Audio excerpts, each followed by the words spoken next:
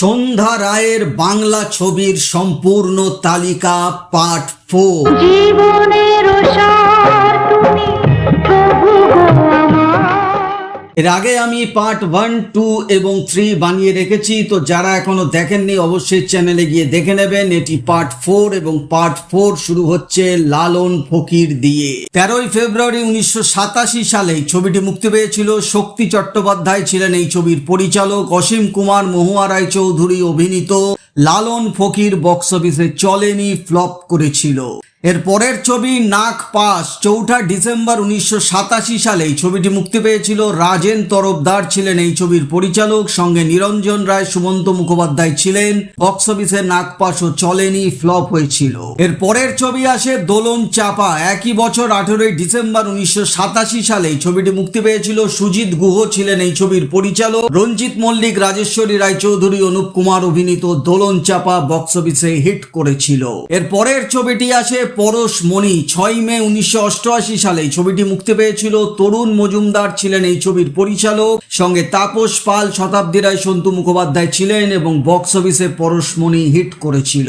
এর পরের ছবি আসে ছোট বউ। 15 জুলাই 1988 সালে ছোট বউ ছবিটি মুক্তি পেয়েছিল। অঞ্জন চৌধুরী ছিলেন এই ছবির পরিচালক। রঞ্জিত মল্লিক, প্রসেনজিৎ, দেবিকা মুখার্জি অভিনীত ছোট বউ বক্স অফিসে সুপার হিট হয়েছিল।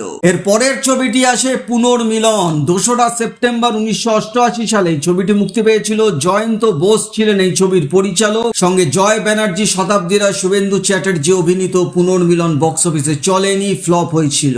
পরের ছবি আগমন। 1 ডিসেম্বর 1988 সালে ছবিটি মুক্তি পায়। তরুণ মজুমদার এই ছবির পরিচালক ছিলেন, সঙ্গে তাপস পাল, দেবশ্রী রায়, সৌমিত্র চ্যাটার্জি, উৎপল দত্ত অভিনীত আগমন বক্স অফিসে হিট করেছিল। এর পরের ছবিটি আসে মণিমালা। 14 এপ্রিল 1989 সালে ছবিটি মুক্তি পায়। গৌতম চৌধুরী ছিলেন এই ছবির পরিচালক। প্রসেনজিৎ, শতাব্দী রায়, দীপঙ্কর দে অভিনীত এই ছবিটি বক্স অফিসে চলেনি, ফ্লপ হয়েছিল। এর পরের ছবি মঙ্গল দ্বীপ। 14 জুলাই 1989 সালে ছবিটি মুক্তি পায়। হরনাথ চক্রবর্তী ছিলেন এই ছবির পরিচালক, সঙ্গে রঞ্জিত মল্লিক, তাপস পাল, শতাব্দী রায় অভিনীত মঙ্গলদ্বীপ বক্স অফিসে হিট করেছিল। এর পরের ছবিটি আসে ঘরের বউ। 24 আগস্ট 1990 সালে ছবিটি মুক্তি পায়।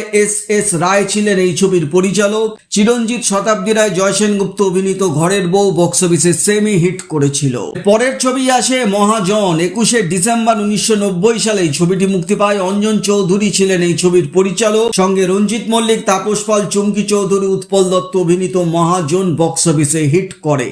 পরের ছবি পথ ও প্রাসাদ। 7 জুন 1991 সালে ছবিটি মুক্তি পায়। তরুণ মজুমদার পরিচালিত এই ছবিতে সৌমিত্র চ্যাটার্জি, উৎপল দত্ত, অনুপ কুমার অভিনীত বক্স অফিসে পথ ও প্রাসাদ ফ্লপ করেছিল। পরের ছবিটি আসে নবাব। 1991 সালের 13 ডিসেম্বর ছবিটি মুক্তি পায়। হরনাথ চক্রবর্তী ছিলেন এই ছবির পরিচালক। রঞ্জিত মল্লিক, উৎপল দত্ত, সৌমিত্র ব্যানার্জি, ভাস্কর ব্যানার্জি অভিনীত নবাব বক্স অফিসে হিট করেছিল। এর পরের ছবি সত্যি মিথ্যা। 2রা অক্টোবর 1992 সালে ছবিটি মুক্তি পেয়েছিল।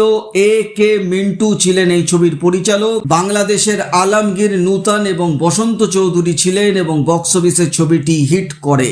এর পরের ছবি প্রায় 5 বছরের ব্যবধানে তারিণী তারামা। 1997 সালের 12 সেপ্টেম্বর ছবিটি মুক্তি পায়। ভূপেন রায় ছিলেন এই ছবির পরিচালক। নির্মল কুমার পাপিয়া অধিকারী, গীতা দে অভিনীত এই ছবিটি বক্স অফিসে চলেনি, ফ্লপ করেছিল।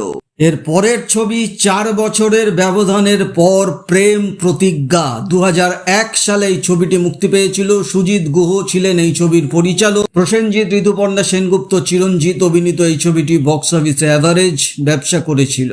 এর পরের ছবি রাম লক্ষণ। 16 জুলাই 2004 সালে এই ছবিটি মুক্তি পেয়েছিল।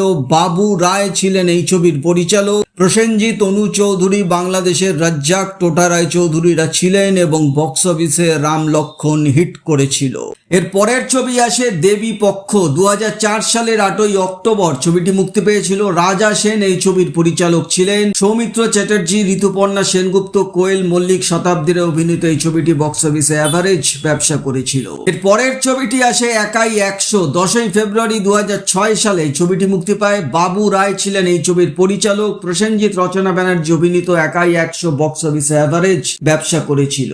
পরের ছবি নবাব নন্দিনী, 2007 সালে এই ছবিটি মুক্তি পায়। হরনাথ চক্রবর্তী ছিলেন এই ছবির পরিচালক। রঞ্জিত মল্লিক, হিরণ কোয়েল মল্লিক অভিনীত এই ছবিটি বক্স অফিসে হিট করে। পরের ছবিটি আসে মা আমার মা, 2009 সালে এই ছবিটি মুক্তি পেয়েছিল। হরনাথ চক্রবর্তী এই ছবির পরিচালক ছিলেন। এই ছবিটি বক্স অফিসে চলেনি, ফ্লপ করেছিল এবং শেষ মুক্তিপ্রাপ্ত ছবি 9 বছরের ব্যবধানের পর মনোজদের অদ্ভুত বাড়ি, 2018 সালে এই ছবিটি মুক্তি পেয়েছিল। অনিন্দ চ্যাটার্জি ছিলেন এই ছবির পরিচালক, সঙ্গে সৌমিত্র চ্যাটার্জি, আবির চ্যাটার্জি, রজতাভ দত্ত অভিনীত এই ছবিটিও বক্স অফিসে চলেনি, ফ্লপ হয়েছিল। এছাড়াও দাদার কীর্তি এই ছবিটি এর আগের পার্টে বাদ পড়ে গেছিল। 1980 সালে এই ছবিটি মুক্তি পেয়েছিল। তরুণ মজুমদার পরিচালিত এই ছবিটি নিয়ে বলার কিছু নেই, ব্লকবাস্টার হিট করেছিল।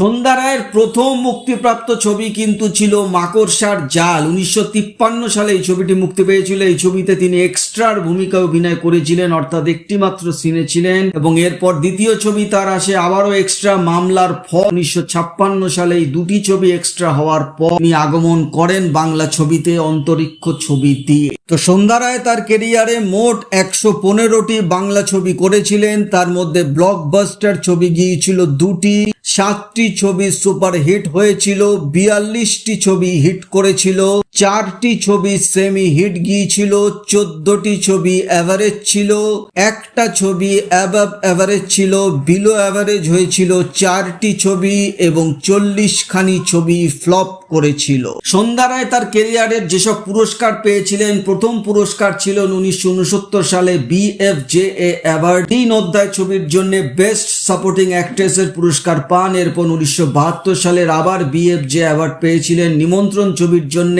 বেস্ট অ্যাক্ট্রেসের অ্যাওয়ার্ড এবং 1976 সালের আবার BFJA এর অ্যাওয়ার্ড পায় সংসার সীমান্ত ছবির জন্য বেস্ট অ্যাক্ট্রেস এবং 1979 সালের BFJA এর জন্য গণদেবতা ছবির বেস্ট অ্যাক্ট্রেস পুরস্কার পান এবং এই ছবিরই ফিল্ম ফেয়ার অ্যাওয়ার্ড পার আঞ্চলিক ভাষার ছবির 1979 সালে গণদেবতার জন্য বেস্ট অ্যাক্ট্রেস পুরস্কার। এই ছিল সন্ধ্যা রায়ের উপর একটি ভিডিও। আশা করি ভিডিওটা ভালো লেগেছে। ভালো লেগে গেলে একটা লাইক করে দিয়ে যাবেন, চ্যানেলটি সাবস্ক্রাইব করতে ভুলবেন না এই ধরনের ইনফরমেশন দেখার জন্য। দেখা হচ্ছে পরের ভিডিওতে, নতুন কোনো ভিডিও নিয়ে আসবো। ততক্ষণে আপনারা সবাই ভালো থাকুন, নমস্কার।